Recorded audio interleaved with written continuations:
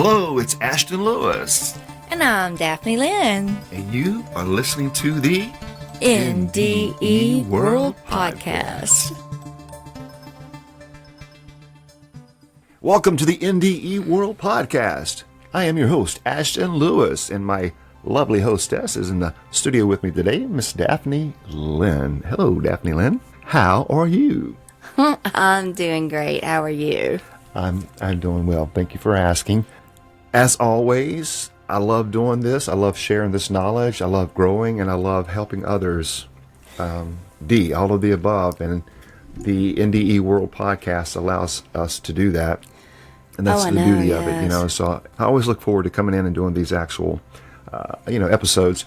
The beauty of it is just being able to share with everyone and be able to grow together and raise that consciousness. So I look forward to these podcasts, more specifically the actual Universal Divine Oneness, the UDO series. Yes. Because we're actually just really covering the how to, and we're going to really start getting into actual steps of techniques and things like that, but we're really, the way that it is, it's all structured. So we're just kind of going, I don't want to jump ahead, we're just kind of incorporating everything as we go along. But we've got a really interesting subject today, guys. A subject known as crucifixion. Now, when you say that word, a lot of people, something's going to come to mind, just the word alone. Me. Daphne? Yes, thank you. When I first heard the word, of course, it was within a religious context and was applied to the biblical character of Jesus. Mm-hmm. But there's so much more to this word than what you have been led to believe and what I have been led to believe. So when you do your research on this word, put your boots on for it, man, because it is amazing to learn how much you can grow when you are applying crucifixion in your own life. When you are awakened and your eyes are opened. Yes, most definitely. We will challenge some belief systems, like Daphne said. Y'all get your boots on. Y'all put your boots on. It's gonna get deep. It's gonna get deep. Welcome to the NDE World Podcast, guys. Don't forget to go to the website at nde.world for more information on who we are and what we do and all that cool stuff. Also, the book, The Universal Laws, that we are actually reading from in the UDO series, the Universal Laws, can be found on our website as well at nde.world. Just go to the bookstore. Just go to the website and, you'll see the bookstore link. Yes, most definitely. And if you have a suggestion for books that you would like to see in that book link store, please hit that contact button and let us know. Absolutely, absolutely. Well, let's dive right into today's topic at hand, Daphne. Now, we mentioned yesterday, I remember you commenting on that no matter how good of a means you use to self-program your mind, okay, it will not, I'll repeat, it will not accept the programming unless you really want to change, okay? So keep that in mind. Like we had mentioned yesterday, you really have to want to make this change when it comes to UDO and being one with the Universal Divine. Yes, and you may be living your life and completely happy with it the way it is, but your subconscious mind may be saying, okay, it's time for a change. Yeah, your spirit. So your subconscious, your superconscious may be inflicting in your mind, putting it in there, hey, let's change something about the way we're doing things. That's right. And that's how change comes about, is you may not always realize that you need to change anything, but your subconscious does. True. And like it says here, take control of your life on both conscious and subconscious levels. Okay? Now, don't believe anything you haven't experienced yourself, okay? Or a truly trusted and objective person has experienced. Now, don't let anyone program you anymore but yourself. You decide your beliefs, not press releases, books, ads, media owners and controllers, leaders, religions.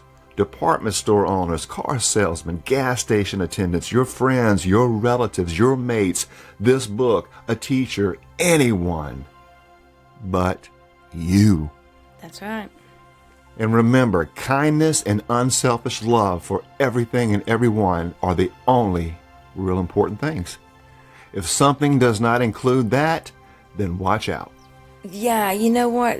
This next to last sentence right here in this paragraph is really just what we have always said on this podcast. Love all, harm none.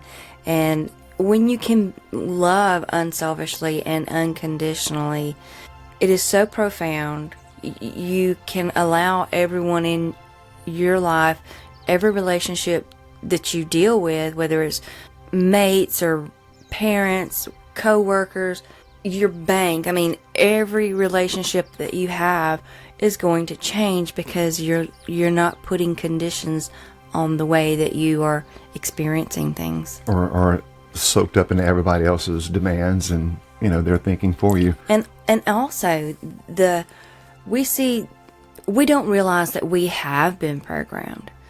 We think it's just the way life is. I'm this way because I'm this way. No, that's why we say self-reflect, go within. And what do you believe in?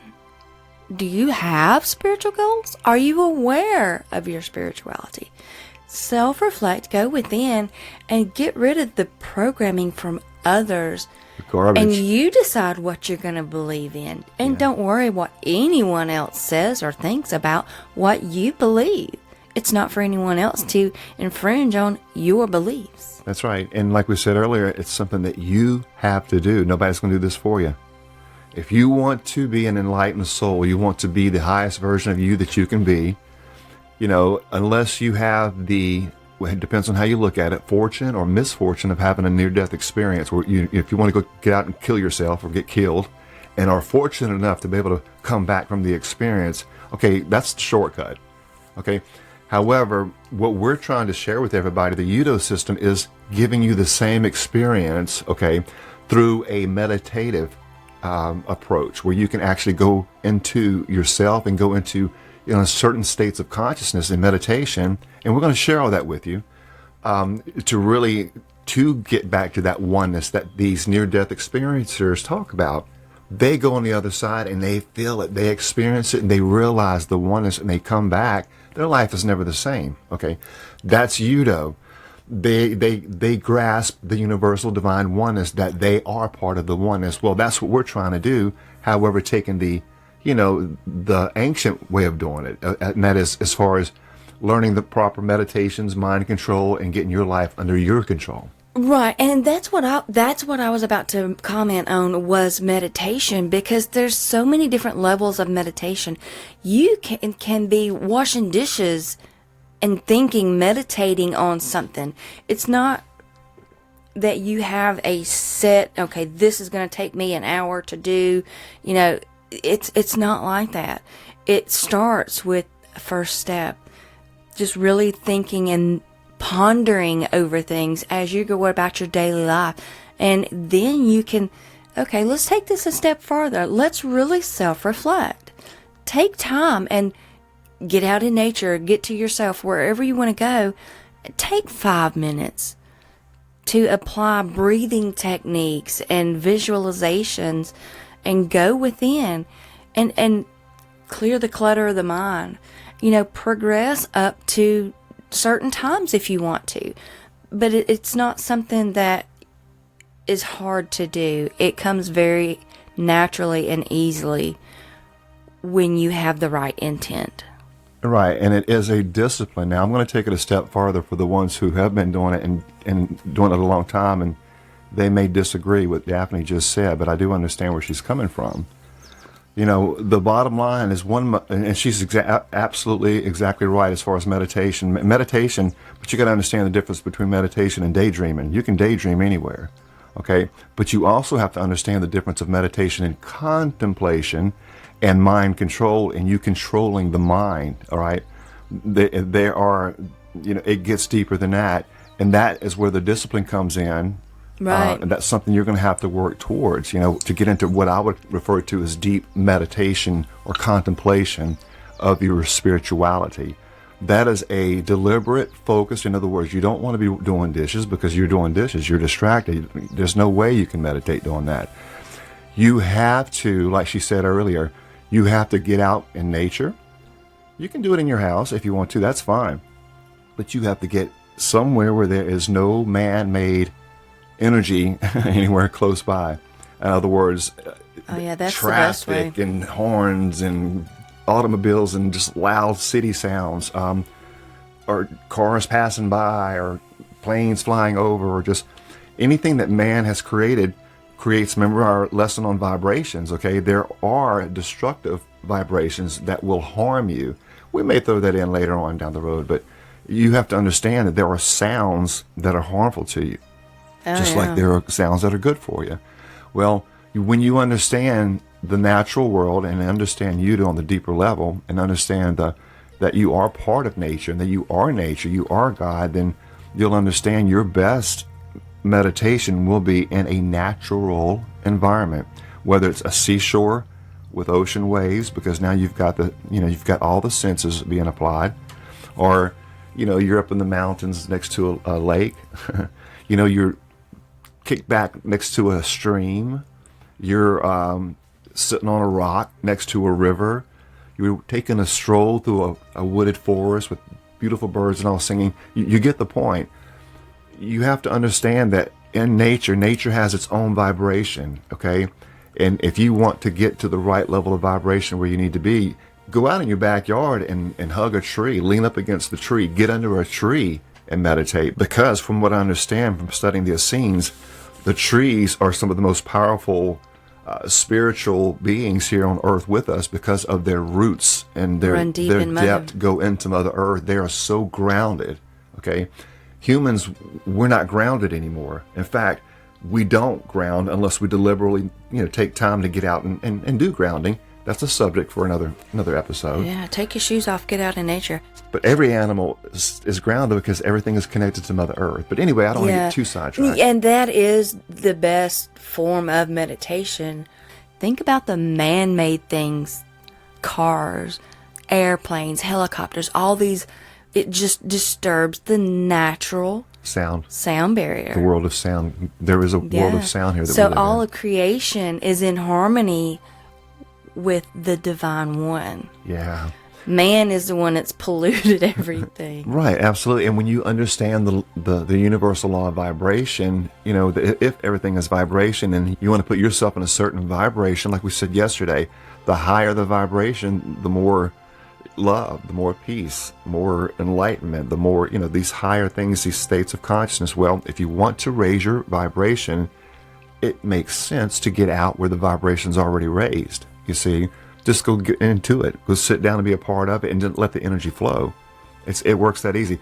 However, some people can't do that. Some people can't just get out and go walk down to the to the beach or whatever. Some people are living in areas where they don't have a whole lot of choice. So you can work on it yourself. Just find a quiet place the best you can. Meditate and work on blocking out the sound. Believe it or not, you can actually practice and discipline yourself. Just do it right there in your room, wherever you feel most comfortable. Do it when everything's quiet, and anybody can do it. So, exactly. But every chance you do get, try to get into a natural environment, if at all possible, or better yet, here you go. In today's world, just get your good set of headphones and a good Walkman, and you can go on YouTube and Spotify. There are tons of audio recordings out there with music, with sound effects, with nature. Just put those on, guys. And just turn it up a little bit where it's a little bit louder than the traffic outside, and then you just kick back and do your thing. So there's ways around it. If you really want it, there's ways around it. You're giving away your age when you just said the Walkman. A lot of people may not even know what a Walkman is. Oh, well, tell them.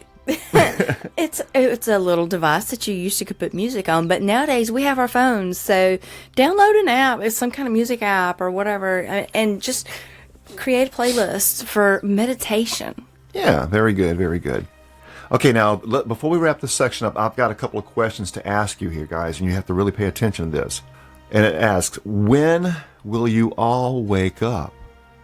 let me ask you, the listener, when will you wake up and take control of your programming and reprogram yourself, or like we say on here, rewire, okay, in the light of truth, kindness, and universal oneness in consciousness? When will you stop killing those who bring you new ideas? Maybe soon, because the universe and this planet are going to change things here radically because of what humans have done. And it's coming, ready or not. Take a look around. Yeah, and this really just brings to my mind biblical thought on this, because Jesus himself said, you've crucified every messenger that has came to you with a different message. I mean, really think about that. When will you stop killing those who bring you new ideas? Yeah. He was trying to help raise the consciousness of those around him. Exactly. That's his purpose. And he was crucified supposedly for that. So, But it goes back to understanding what crucified is, and we're going to talk about that today. That's exactly what I was meaning by that. So, yeah, thank you. When he tells you to be crucified, to follow him, or pick up your cross and follow me, you've got to understand that crucifixion is not literal, Right, yeah. I'm not going to be the one to say that, yes, Jesus was murdered, okay, or he died for you or anything like that, because that's totally... I wasn't there. Well, it's totally against, what the ancient texts teach about the real historical person, okay? But the point is, I don't want to get too far ahead of myself, but guys, crucifixion, when someone is crucified, that means they become enlightened. That is the point of enlightenment, okay? They crucify the self. The self dies to its old ways, to its whatever. Some call it born again, or some call it, there's different names. The resurrection. A resurrection, But more or less, the esoteric meaning of crucifixion is this: Jesus was 30 years old, okay, when he became enlightened. Okay, that's when he was crucified. He was enlightened. And a crucifixion in the esoteric sense is when the Christos oil in the body, but it tells you and it talks about the actual real process of crucifixion. And when that Christos oil hits the, I don't want to say the thalamus, but when it does its thing, okay, in the, I want to say the pineal. I'll have to, because it's deep the way it all explains it, but we're going to get into it and explain how that works. But it's when that oil hits and it becomes 1,000 times more powerful, and it creates a lantern inside the body. It creates it lights up, it glows, it creates a glorified body. The more that Christ oil is built up and not released through drugs, sex, alcohol, whatever, as long as it's maintained and in balance, and that person is living with Mother Earth, living in harmony with life, living in the way and everything, that person will start to glow, and it's known as a glorified body. You can see this. I've actually had the privilege of, I've only seen it once in my life, and in fact, I showed Daphne here just recently. I was so blown away by the video, and I had to go back and keep watching it. But it was some guy in a really super deep meditation over in India, and you could tell it was in some kind of temple or something, and they had all the other ones around him and everything. But this guy, he was literally glowing, glowing. The whole room was lit up. If you can imagine a human looking like a lantern, this guy was enlightened. Okay, so he was crucified. His crucifixion, or the oil, has magnified 1,000 times every month or so. So you imagine somebody that doesn't destroy all of that with like I said, diet, drugs, habits, alcohol, sex, then that can keep purifying and keep purifying the blood, keep purifying the body, keep refreshing the body. When people who lived like this, they lived like 1,000 years old back then. So right, I don't want right. to get off hand, but Jesus was 30 something when he became crucified. He became enlightened. The esoteric teaching says that he lived up past the age of 70. Right. I was going to comment on the video that we saw with the enlightened person. Yeah. We have to really, and we're going to cover it here, is getting into what crucifixion truly is, and that raising the consciousness to help you become enlightened, and as well as ourselves.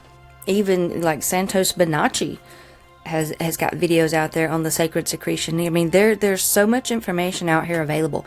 We're just touching on stuff that's been out there and available for a long time. Yeah. We're just sharing it. Exactly. That's why we're here, to share information and help raise the consciousness of the masses. I mean, that's why we're here, is to help you and us grow as a collective. Yeah, so I'm glad you brought that out, because, we do have a whole, actually a really nice section on the sacred secretion, or the Christ oil, when it involves the actual crucifixion. And we're going to talk about the law of crucifixion. That is a universal law, so that you'll see, guys, we're going to share that with you today. Okay, moving on along. Guys, let's talk a little bit about the archetype. Okay, now, the archetype is really a certain perfect representative of a role model for you to follow, for lack of words. Let's see. Let's go ahead and go into this real quick, and it talks about how we can find certain archetypes to help us on that path. Now, there are as many paths back to the source of our being as there are individuals. Comments? Thank you. Yes. I mean, this is just amazing. I mean, we are programmed through religions that your belief system, their way is the only way. Their way is the only way. Stop. You're putting God in a box. You don't even realize you're doing this. And say you're not doing it, but you are. Why would divine source say there is only one way when there's so many different races and regions in this world with different belief systems? How can only one be right when there's so many? That's why sources, all paths lead to me. That's right. All paths. Because all are it. Exactly. There's only one extension of that's divine source. We are part of it. Every one of us will go back to our Creator. That's right. It's all part of the plan, guys. Even you, even the people you don't like, people you like. There's all different levels of all that. But we'll deal with that later. So, but keep that in mind. Okay. So, like it says, as many people as there are individuals on the earth, there are that many paths back to source. And it's like it says here, it can't be any other way.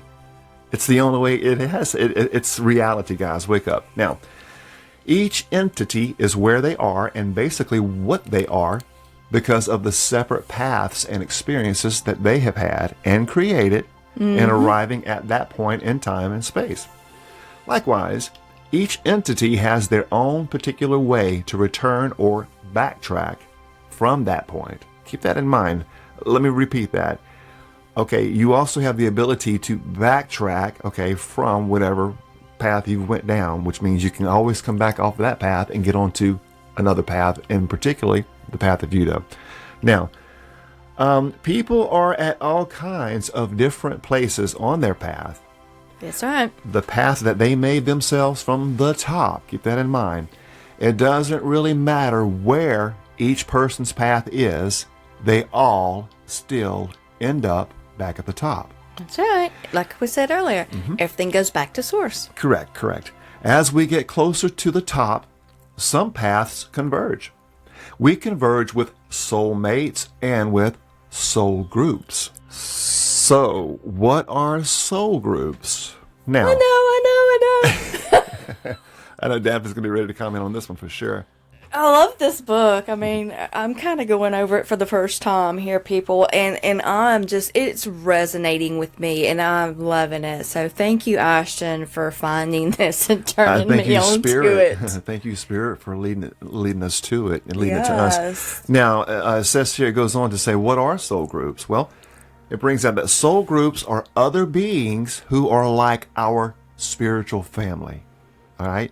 Those who were close to us in our previous state of existence, or have grown closer to us for one reason or another. As we go higher, we need to grow closer with our soul groups, okay? Now, anyway, as we get very close to the top, we find that we and others who are very close to the top are getting more alike. That's because there are archetypes, patterns, for certain beings that are the same at the higher consciousness levels. Those are those Hebs. After all, the closer we get to becoming one, the more one we become. Thus, the more similar we become. While you probably have not seen this yet, you will. Miss Daphne? Yes, the soul groups. I mean, it covered it pretty good here, but it's those people that are in your life. That there's some that your family is. There's some that you've been close friends with throughout your lifetime. Even your enemy may be in your soul group, just simply because you had to learn something from this. So the group is pretty big, and then it even branches out from there. So yeah, it's amazing when you go to learn what soul groups is. When I first heard it, I'm like, what the heck? What is that? And you may be doing the same thing, but yeah, there's actually groups of soul clusters that you're a part of in the spiritual world. And also, there's a book out there that a lot of this information is in. It's Journey of Souls.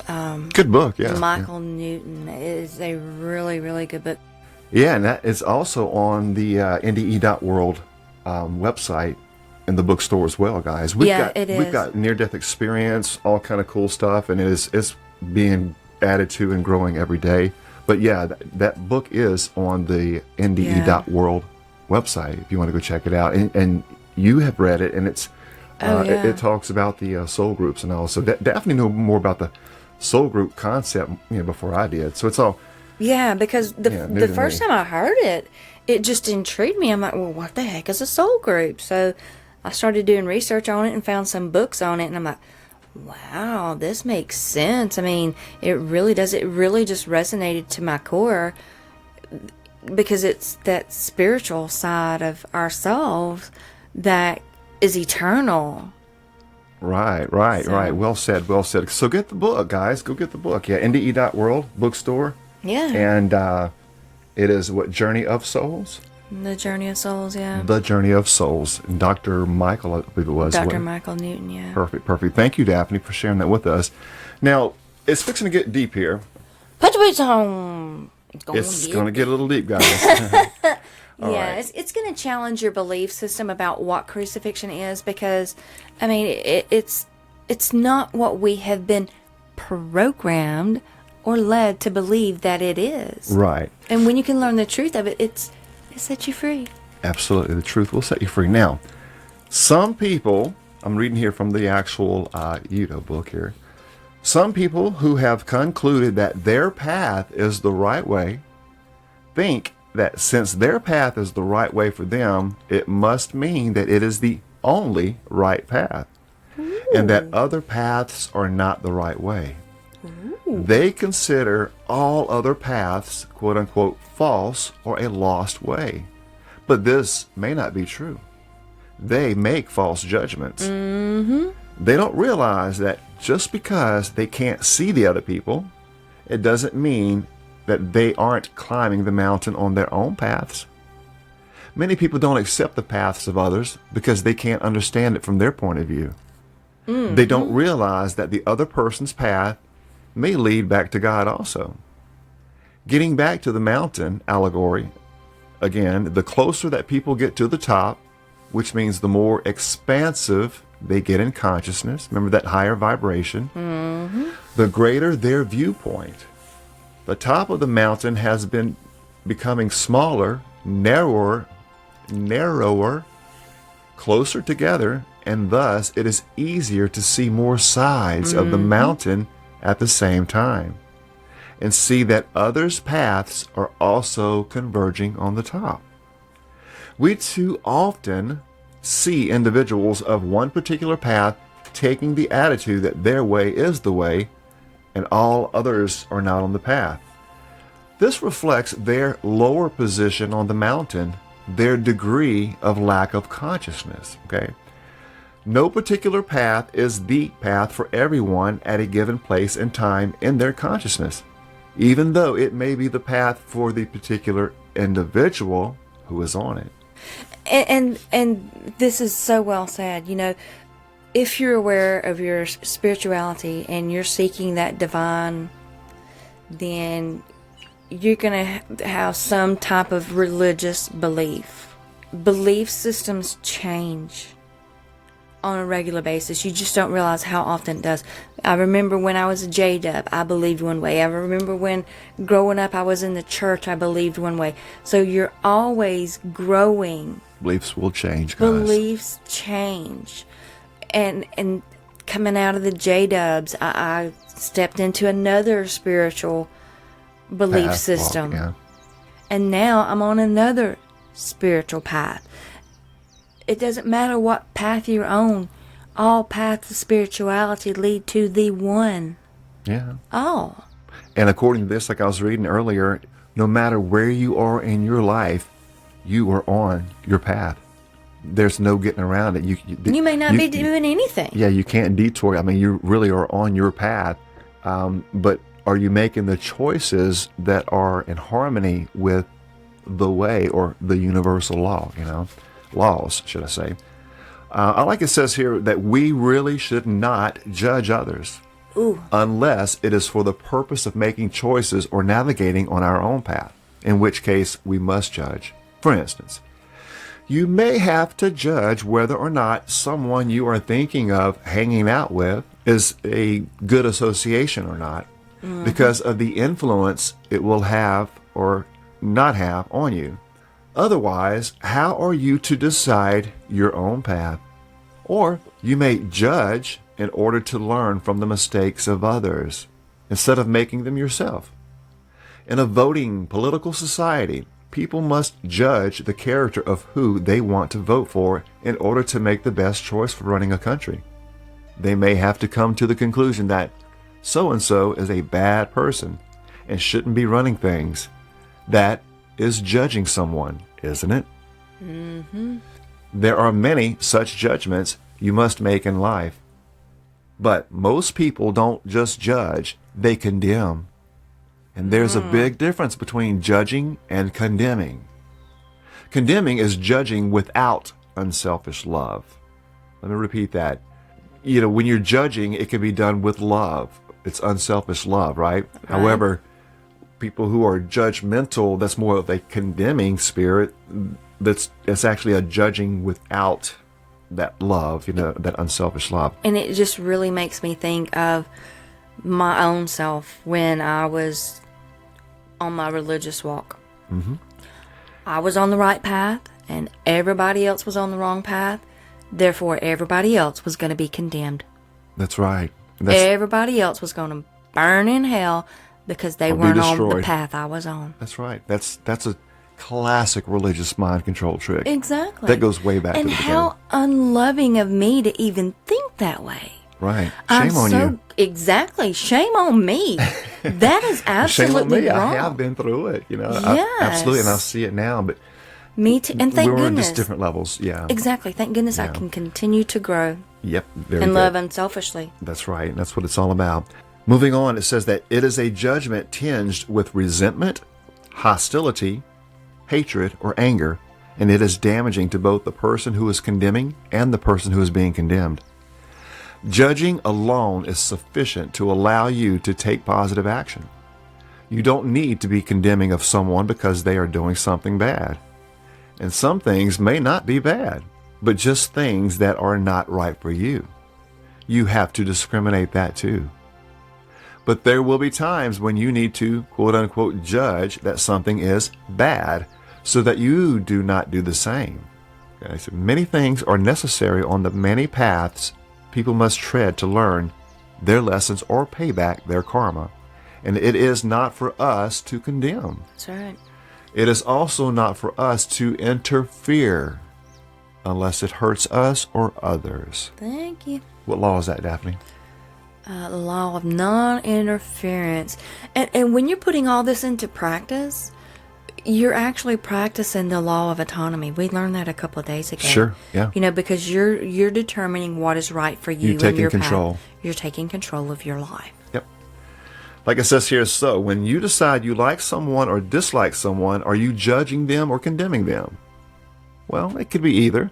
Most people place those they meet or know into one of two categories. People they quote-unquote like and people they quote-unquote don't like. This is pretty much the same as dividing people up into categories of good and bad. But for those situations in which you do not need to discern your own path by judging someone and deciding the ramifications of associating with them, there is another way they should be looked at. Rather than focusing on a person's so-called good qualities or bad qualities, liking or disliking them, one should see the whole being. Okay? There's a little wisdom there, guys. When we see each other, what if you can look at the soul, that whole being that's right there in front of you, that version of God in Exactly. that form, and know that in that person that God exists, and there is that love and that being. It may be hardened and somewhere, nowhere close where it needs to be, but, there is maybe a light in there somewhere. Each person, no matter what they've done or where they are in their life, they themselves Are all are a source. divine spark of the one. Right. We have to realize that everyone is a part of God. Right. Regardless of the images and the things that they've done on this level. Exactly. You see, that's a whole different thing. So That we're looking at things through a condemning eye. We have to stop condemning each other. We are all brothers and this. sisters, children of the Most High. think about this, even using a name like criminal. Exactly. Think of these are degrading, separating titles.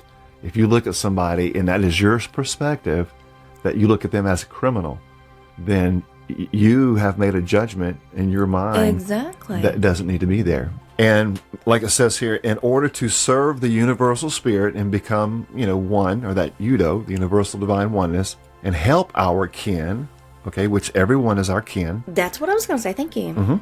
one should not disregard the other aspects of a person's nature and focus just on the good or bad. There is something else to consider also. They may mislead you in judging a person's character if you are not seeing from a higher perspective, you see.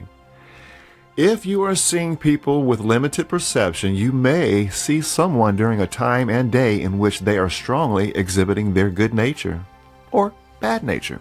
Keep that in mind. Someone else may have seen that same person during a time and day in which they were strongly exhibiting the opposite of the nature that you perceived. Makes a Right. lot of sense, don't it? Oh, yeah. Thus, people often can seem like a good or bad person just depending on your point of view or your time of view. Again, seeing both sides is the only way of truly knowing the real person. And we should have unlimited love for everyone without exception, just as the sun shines on all without exception all the time, in all directions. Okay, guys, now we are at the subject at hand, crucifixion. Now, don't get me wrong.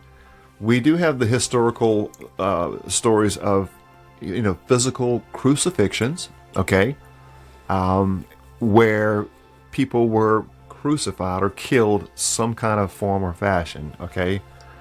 That gets deep. I don't want to get over till I say, even like with the Romans, they had a certain way of doing this and doing that, or this group of people had a certain way of doing this or that, but crucifixion has different meanings. And what we're going to do, since this is about UDO, Universal Divine Oneness, and being the best person that you can be, where in the world does crucifixion fit in?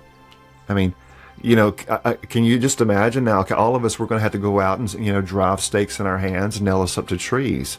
All right, that may be what some people may, kind of conjure up in their minds if their concept of crucifixion is from a, an ingrained religious perspective. Their programmed beliefs. Right. What we're going to introduce you to the real concept of crucifixion from the spiritual or the esoteric perspective. Enlightened. Yes, to help you become enlightened, which is part of the enlightenment, guys. So let's move right on along. As was said earlier, the path that lies before a person who is truly committed, there's your thing, to transcending their separate self and returning to universal oneness and consciousness can be painful at times, guys. It's not going to be an easy path. It will be painful. Keep that in mind, but it's worth it. After all, your separate self has surrounded your life with delusions and programming that supports separateness and selfishness. Keep that in mind, guys. This is where it really gets deep to really understanding the concept of crucifixion. Okay? You have a separate self that has a separate self-consciousness that thinks it is separate from everything else, including God or Source itself, when the truth is, no, you are actually part of that oneness of everything, all right? So we have to get a hold of this illusion, and we're going to have to kill this ego, all right? We're going to have to kill or crucify this self, all right? The false person we think we are. The person we think we are. Yeah, that is even the metaphor of, picking up your crosses and following me. Exactly. That's what this term means, crucifixion, okay? Yeah, so keep that in mind, that this false self, this ego, okay, this illusion of separateness is who we all think we are, most humans, okay? And we have those who are closer or higher to the top of the mountain, however you want to look at it, that realize that are getting in more harmony with that UDO or that oneness with the one, okay? The more in harmony or in sync you get with the one, the higher up the mountain you go. If that makes sense. And can see better and clearer Right. of what's going on around you. Absolutely. Absolutely. All perspectives. Absolutely. So, like it says here, when we're dealing with this ego, okay, this self that you think you are, all right, it has created a quote-unquote false person of its own that has the illusion of having its own life, an actual illusion that it is alive and living. Stick with us, guys. This is deep, and this is the secret to it all.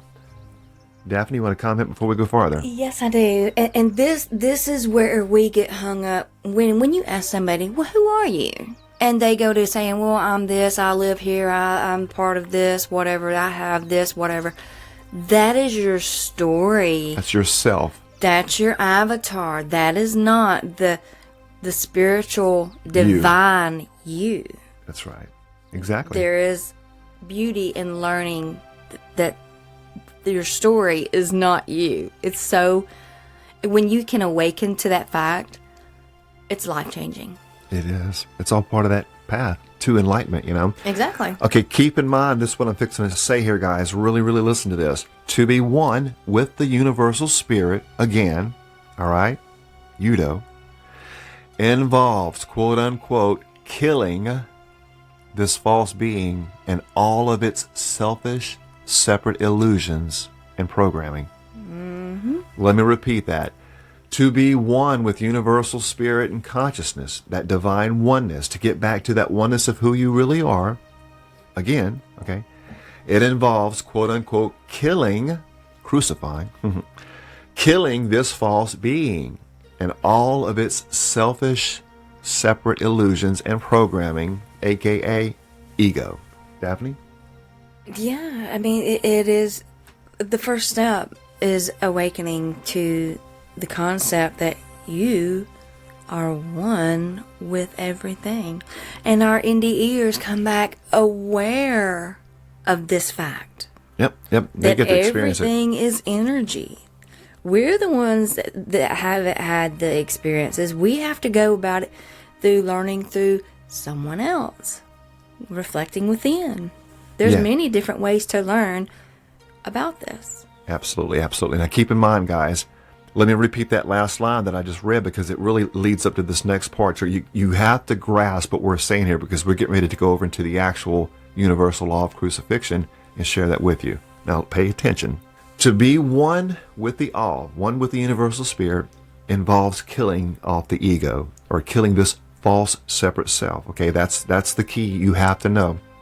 And that's what this whole system is set up to do. Now, keep in mind, it says here, and these are all exclamation points, it hurts. It will fight back. It will kick. It will bite. It will do everything it can. Okay, it doesn't want to give up because you are killing yourself. Think about this now. Here we go. It's fighting for its very survival. And you have been thoroughly tricked into believing it is you. So, it's like killing yourself. It's not a simple task, nor a painless one. It is a path of quote-unquote cross-bearing and purification, quote-unquote, by fire. A now Islamic poet once put it this way: like dry wood takes to fire, the truth will come to you. How true. If you endure this purification by fire with patience, understanding, and humility, you will come to realize your essential nature, your inner being, your soul, your oneness with the Universal Spirit, UDO. Why? Because the soul is indestructible. Yep. And when all else of you is purged and burned away from the suffering you experience, there will be the soul shining like the sun emerging from the clouds. Daphne? You will know the truth, and the truth will set you free. Is my thought that came to my mind. So you really just taking that step and trying to purge yourself of what you think is you. Absolutely. And on the path to enlightenment, one must be crucified. And what crucifixion is killing the self, killing the ego, and obtaining godliness, or that God, that higher consciousness, for lack of words. You're more in harmony with what we call God, the God that's in you, the one that we all are, instead of the illusion of that separateness, Exactly. So let's do this, Daphne. Let's jump over to the Universal Laws book, okay, guys? And don't forget, you can get this book on the website at NDE WORLD. And just go to the bookstore. It is the Universal Laws. But let's look up the universal law of crucifixion, and we'll share that with the listeners, and then we'll kind of close off with everything and take it from there. But we're going to start getting into the way to start going through these rituals and experiences to start crucifying the self, okay? But before we do that, we're going to go ahead and jump on over to the actual universal laws, like we just said. Let's go ahead and share this information about the universal law of crucifixion. Sure. The law of crucifixion refers to the concept of undergoing a transformative process of enlightenment by means of profound personal sacrifice, suffering, and ultimately spiritual rebirth or resurrection.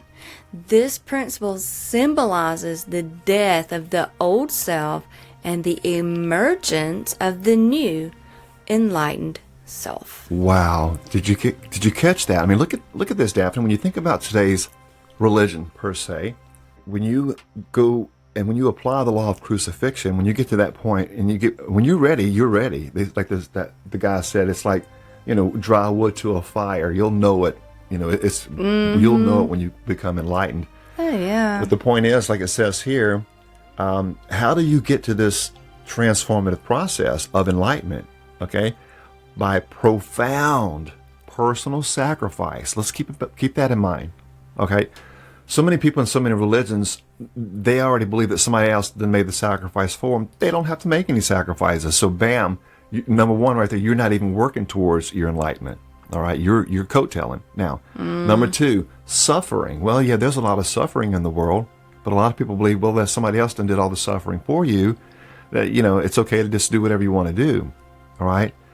Ultimately, like it says here, spiritual rebirth or resurrection. So many people, they really have no clue of what really born again or spiritual rebirth or resurrection is from an esoteric perspective. Now, like it says here, this principle symbolizes the death of the old self, like we said earlier, ego, that separate self. That's what this principle symbolizes. The death of the old self and emergence of a new enlightened self. Esoteric teachings, guys, and I'm throwing it out as a perspective, not as a know-it-all, but Yeshua of history, from what I understand, when he was around that age, 30, he became, enlightened. That's when, he had practiced this all of his life in all these different ways, through all these different methods and everything. He learned from all the best.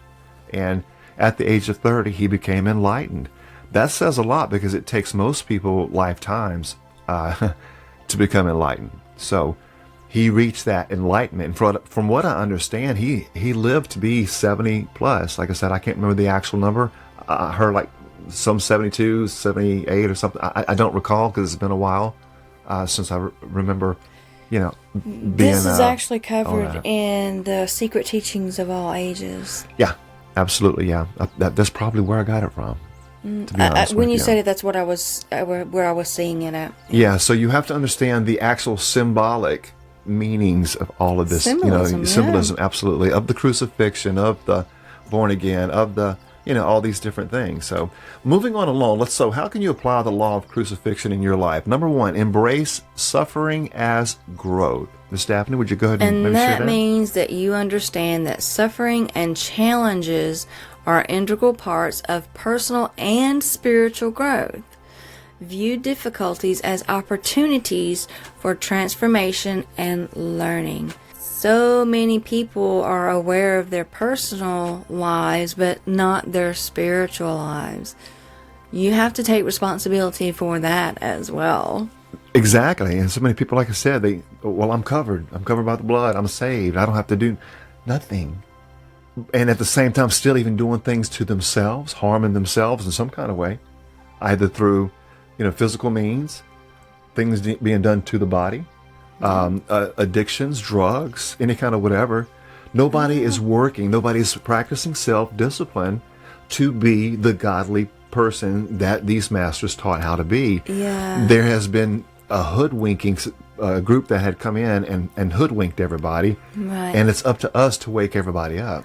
Right. And that's where, when you go to sacrificing, that's when you suffer, because you may physically want to keep doing whatever your addiction is. Right. Whatever is enabling Feeding the you. ego. You're feeding the ego. Exactly. Addictions live there.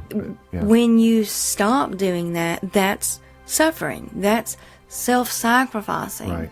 And that, when you do that, when you're taking those steps to set aside self's desires, that's when your spiritual rebirth or crucifixion, resurrection takes place. Yeah.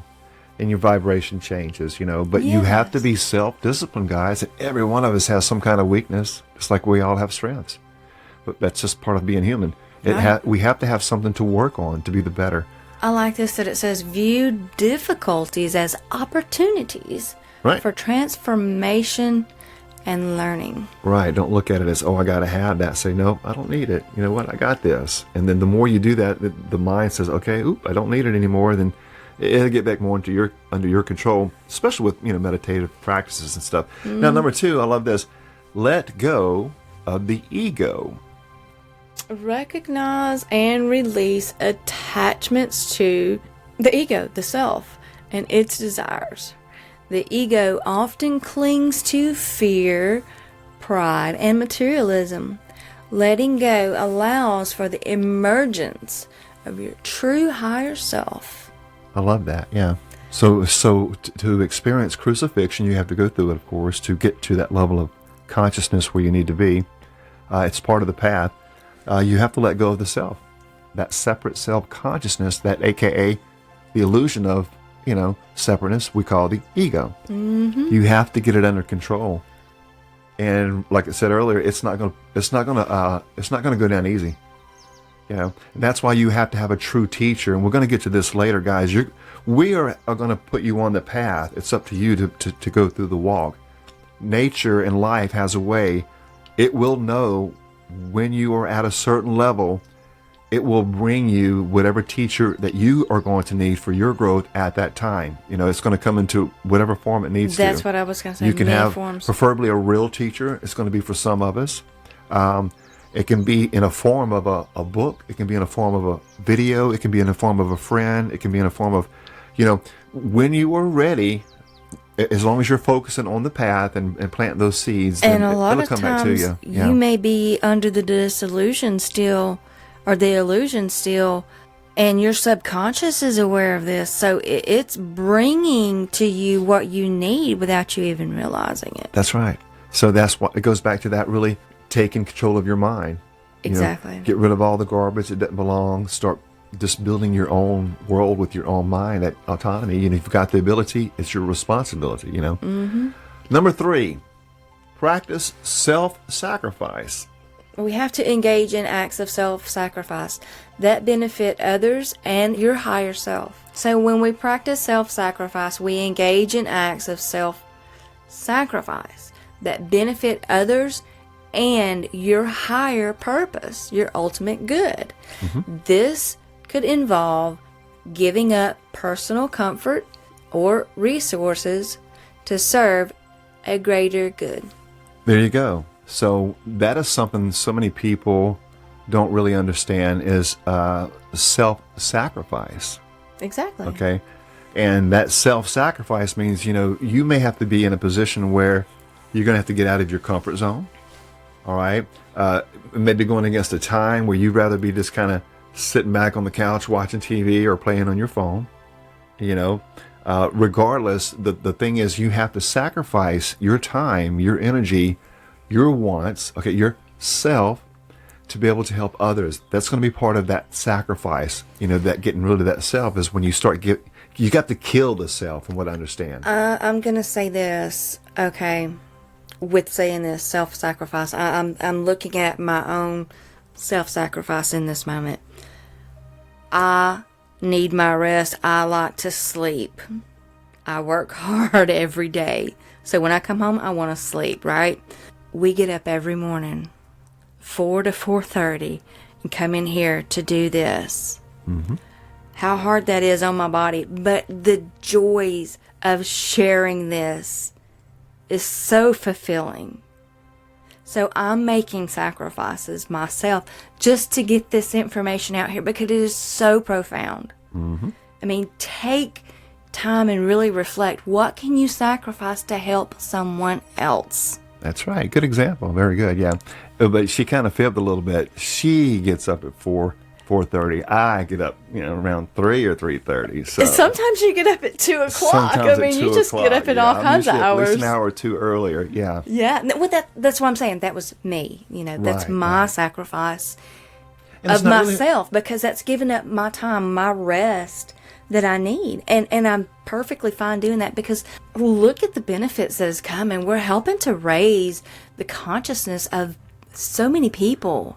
Yeah. And that is so fulfilling. Yes, that is so fulfilling. You have got to help others, especially anybody who's trying to better themselves, anybody who's working for the greater good. Guys, we're all in this together. We have to work together on this because man is wiping themselves out. Just open your eyes. Why? Because of the consciousness has been so lowered and mankind's has been so degraded and they don't even know who they are. Some don't even know what they are. There is an actual identity crisis going on in the world. That's how far away man has gotten from their source, But that's a topic for another episode. That's right. So keep in mind the self-sacrifice. And number 4, you got to engage in deep self-examination. And this is where it's going to tie into the meditation and the contemplation like we were talking about earlier. Daphne? It says conduct a thorough examination of your beliefs, your habits, and your behaviors. Identify aspects of yourself that need to be crucified or transformed to achieve spiritual enlightenment. Okay, now this is where we have to go inside and, like Daphne said, reflect within. And you have to go in there and really get the noise out of the way. It's going to take a while, but if you're sitting still long enough, and you've got to, a lot of people don't even like to do that, and you've got all your distractions turned off, turn off that phone, put it in another part of the house, whatever. Go outside, do whatever you've got to do to get to where you can get the most quietness. If you've got to go sit in the bedroom, put on some headphones with nature, do what you got to do to get into your zone. And when you are in a certain relaxed, meditative state, the body's relaxed, okay? The mind is relaxed, and all this flutter and all the thoughts that are flying by, just don't focus on anything. Just let everything keep going. Just let it go. Don't entertain any thoughts, okay? Depending on the person and their level of, some people can just instantly go into that altered state. Some, it may take 5 minutes, some 15, some 20, 30, whatever it takes, but you'll know it. For example, mine, on the average, is about 15 minutes. I can sit there and I know that I'm going to have 15 minutes of this thoughts, chatter, scramble, the monkey mind, they call it. I just don't entertain it. I don't feed it, but I don't fight it. I just let it go. And like I said, about 15, 20 minutes, all of a sudden it starts to clear up, and you don't have all these thoughts going. Clarity. It's very clear, yeah. And when you are in that clarity, ask yourself a question, okay? Yeah. Ask God or the source, your higher self, your guide, ask whatever, a question, and listen, and be real quiet, and so really listen. And it'll come to you. It'll come to you either in your own voice or in your head, in your stomach. Yeah, absolutely, a feeling. So you'll know. And the more you do that, and the more you get back to that calmness, that quiet inside, that's the you that is inside. All this monkey mind scramble that's going on the outside, that's the self at work. That's all the world that you've created running through your head. Okay, so just keep that in mind. Mm-hmm. Exactly. Well said. All right, number 5, develop compassion and forgiveness. So we have to cultivate compassion and forgiveness towards ourselves first, and then others. These qualities help in releasing past hurts and moving forward on your spiritual journey. Yeah, very good. So that's a hard one. That's a hard one for a lot of people. Forgiving yourself, forgiving others, because that stems from the separate self mindset. We are all our own worst critic. We've got to be more loving of ourselves and forgiving and compassionate with ourselves. And then others as well. Yep. Number 6, seek solitude and reflection. So spend time in solitude for deep reflection and meditation, what we were just talking about. Solitude allows for inner work and the integration of transformative insights. And that's what we were saying, the answers when you reflect on, whatever your question was, it will come to you. You have to practice meditation daily. Like I said, you may only be able to sit down for 2 minutes the first day or the first week. Well, guess what? Next week, you can do it for 5 minutes and work your way up. It has to be a lifestyle. It has to be something that you do as a daily thing. You don't just do it once and everything's fine. And some may see that as self-sacrificing. Yeah. But after you start getting into it and start to feel the effects and the benefits and those higher states of consciousness, yes, most definitely. You're like, wow, I can't believe I haven't been doing this already forever. Exactly. So again, there's another example of where meditation comes in and the importance of being able to go within, Number 7, accept responsibility. It says take full responsibility for your actions and their consequences. Accountability is essential for personal growth and transformation. Yep, too many people are ready to play the blame game. Exactly. We were talking about that on our last episode. Yeah. We also covered the self-responsibility too, didn't we? Yes. It seems like, yeah. But yeah, you have to be responsible, guys, for your own actions. Okay, moving on along, embrace humility.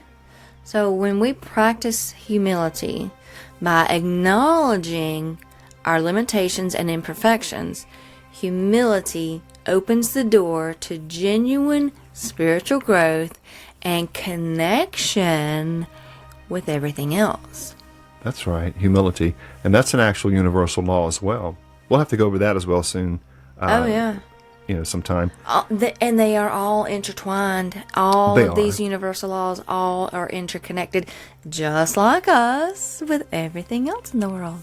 Absolutely. I can't help but to think about NDEers on this number 9. Release fear, Daphne. Yeah, and that's working on releasing fears that hold you back from your spiritual journey. Fear often prevents us from embracing change and transformation. If you live in fear, you're feeding that darkness. You may have been programmed that what we're teaching is demonic. Yep. I was at one time. Yep. But I have been awakened and enlightened to the truth of this. I released that fear of that programming from external sources. That's right. And finding the God within. Yes, exactly. And it is so beautiful and so fulfilling when you release that fear and get on your spiritual journey that takes you to a whole new dimension and world. Absolutely. Universe. Yeah. That's right. That's right. Number 10, cultivate faith and trust. Develop faith in the process of transformation and trust that the challenges you face are part of your spiritual journey. Faith provides strength and perseverance. There you go. Trust that your challenges that you face are part of the journey, okay, and have faith that you will get through it. And that gives you that extra strength towards the enlightenment, therefore going through the crucifixion. Number 11, practice detachment. Learn to detach from outcomes and material possessions. Detachment helps in focusing on inner growth rather than external validations. I like that. So you have to learn to detach yourself from outcomes.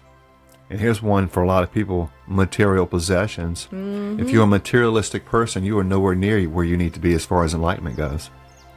If you're a person, if you're drawn to the material world, that's the world of the self. Because the world this that is self the built. illusion Correct. that we're living in. Some people call the Matrix. I mean, this is the false world. We're in a movie, as some people have said. We're in a play. We're just acting out a role. Our true self lives on forever and ever and ever. Yeah. Like it says here, instead of focusing on outcomes or focusing on material possessions, okay, you should be focusing on inner growth. Exactly. Rather than outside sources or external validation. So go within. Number 12, engage in rituals and symbolism. What? Okay. Yeah. Use rituals and symbols that resonate with the concept of crucifixion and rebirth. These can serve as powerful reminders of your commitment to transformation. So any kind of ritual, a meditation would be a type of ritual. If you do that every day, you go into a certain place, you get into a certain position, you maybe light up some incense or whatever, you've got your music playing or whatever that ritual is, engage into that, really start building up that discipline. Yeah, and some people call it prayer life. What is your prayer life? Meditation, it is the same exact thing. Yep. It's connecting with the divine. You're going within yourself and you're just clearing your mind from everything, and any question that you ask, just get real quiet, you'll get the answer back. Exactly. That's true prayer. That's true meditation, you see. And then you can learn how you can deal with a certain situation in your life and how you can help that other person that needs that help. Okay, moving on along. Number 13, balance inner and outer life. Yeah, strive for a balance between your inner spiritual practice and your outer worldly responsibilities. This balance is crucial for holistic growth. That's right, guys. In fact, I would even tip the scales. I'd get out of any worldly responsibilities the more that you can. Of course, you're going to have some that's just a kind of survival thing, everyday responsibilities that people have to do. But you don't want that to be a focus in your life. You don't want all of your energy going into whatever. Even if you have to go to work, whatever, fine, go to work, do what you got to do. But don't let that be your main drive. Don't lose sight of you and who you are in your spiritual path. Keep that thing in balance. Exactly. Like when you go to work, go to work. When you leave work behind you. Start your family time, your whatever it is. Leave the thoughts of work behind, because work is work. Home life, spiritual growth is totally separate. Yeah. And like it says here, this balance is crucial. It is. You have to, because some people are workaholics. By the time they get home in the evening, they're so tired, they're not up long. And I think about you in this because you work from home. You have that luxury. You have to set your times with that as well. I do, yeah. I have a very strict schedule. Yeah, very true. Yeah. And so that's the thing. Just keep everything in balance, Now, moving on along, number 14, seek spiritual guidance, all right? Consult with spiritual mentors or guides who can provide support and wisdom on your journey. Their insights can help navigate the challenges of transformation. And that's the beauty of the internet age, guys. We, we have the privilege of being able to, firsthand interview beautiful souls that's had firsthand experiences. We're meeting a lot of friends through that process. We're parts of, several groups that are in this whole world of spirituality that we're doing. So we have the podcast that is full time. We're on the average, 5, or more if we can, but on the average 5 episodes a week that we're, in the process of trying to put out. And that's kind of average, 3 to 5 on the average.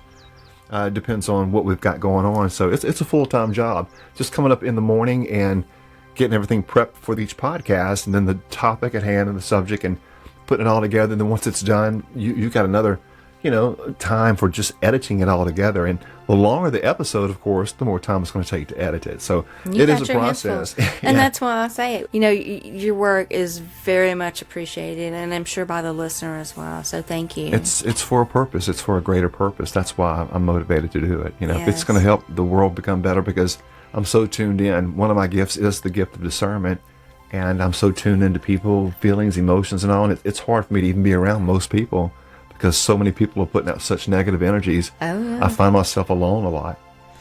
Well, that's self-sacrificing on your part. You are taking your time for the growth of others. You're being self-sacrificing. Yeah, and like it says here, also, you're crucifying yourself. Yeah, I'm working on that. So I'm on the path, but a long ways to go. Like it says here, just find people who are more spiritually advanced, and you can learn from those people. Yes, mentors, guides, whether it's through books, actual physical people, on videos, whatever. However, you have to find spiritual guidance. And a lot of us, in the beginning, those baby steps, you need someone to guide you. That's right. Because you're a baby. You don't know what you're doing. So. And when the student is ready, the teacher will arrive. That's right. That's right. And that's the point of what we're doing. We're on track with everybody, getting them where they got to get. When you're ready, guess what? The teacher will arrive. Let's take the last one right here, Daphne. We'll go ahead and get ready to wrap things up here. I'm looking at the time, and we're good on our time, but we're going to go ahead and wrap up with number 15. And this is the key to it all, guys. Embrace the journey. Okay, live in the here, the now, because that's the only thing that's real. Mm-hmm. Tomorrow's not real. The future's not real. You may not even now. be here tomorrow. You're going to be somewhere else. You never know. The past is where it's at. It doesn't exist. It's in your mind, But pretty much, you have to learn how to live in what we call the eternal now. Now is where all choices are made. Now is the only place you can live. So once you grasp and understand the now, it's powerful. So just keep that in mind when it comes to the journey, guys. Live in the now. Yes. And would you like to share what that is? Sure. On the Daphne? It says, accept that the path of crucifixion is a continuous journey of growth and renewal. Embrace each phase of the process with openness and readiness to evolve. And I'm going to say this because I know of so many different people that they've stopped growing. They've just got in a place and they're not doing the comfortable. In the comfort zone. Get out of the comfort zone and embrace with openness And readiness to evolve. Exactly. That is so beautifully put. The journey is continuous. It's not you reached your journey, your destination, you're done. Nope. It's continual. It is, guys. And all of your life, you're going to be advancing. All of the next life, you're going to be advancing. All of the next life. It gets deep. Life is eternal, people. Yeah, life is eternal. Okay. So right here it says, I'll go ahead and wrap up with this right here real quick, Daphne. It says that by applying the law of crucifixion, okay, individuals can undergo profound personal transformation, shedding old patterns and emerging as more enlightened and spiritually aware beings. Yes. This journey involves significant inner work, all right, sacrifice, and the ultimate resurrection of the true self. You see how it's all fitting together? Mm-hmm. Walk in your highest form of good of you. Mm-hmm. Be who you are. I love that. Ultimate resurrection of your true self. Exactly, yeah. You're dying to the old self and you're resurrecting. You're being brought back to life. Standing up anew. Right. Yes. There's beauty deep. in that. It's beauty. It is. It's yes. deep. It's deep. So, okay, well, very good, guys. This has been a blast. I love it. I love learning and love sharing. And this is just perspective, guys. We're just sharing it with you. I'm not saying you got to believe all this, but, I do. I'm in harmony with a lot of this. It resonates. Because of my lifetime of research and studies and stuff like that. So if there's something that doesn't resonate, I will bring it to your attention. I said, well, this is, what about this? As more of a different perspective. I won't disagree with it, but everything we've covered so far is in perfect harmony with me as well. Yeah. So, Daphne, any final comments? Embrace and let go. Embrace and let go. Embrace change and let go of the ego. Let go of my ego. Yeah, go my ego.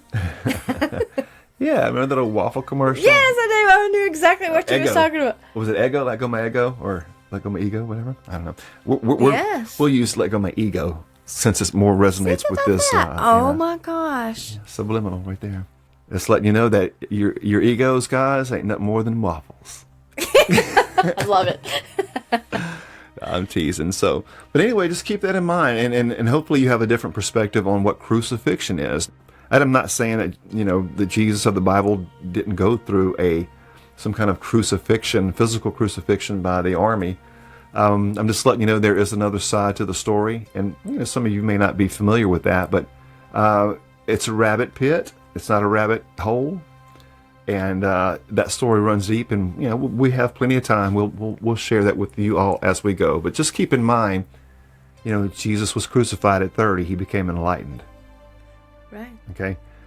So, and the Bible says he was actually killed, murdered, or crucified at 33. when he was 33. That's Which the different ties stories in with the vertebrae. Correct. Yeah. That's the vertebrae and the actual spinal cord. The sacred secretion. With the sacred secretion of that Christos, or that Christ oil, Which we will cover in another episode. Absolutely, yeah. We got a whole section or 2 or 3 or 4. I don't know. That's gonna however many it turns out to be. Yeah, on the actual sacred secretion and what really Christ is, what the real Christ oil is. A lot of people don't know, but Jesus wasn't Jesus Christ or his parents Joseph and Mary Christ.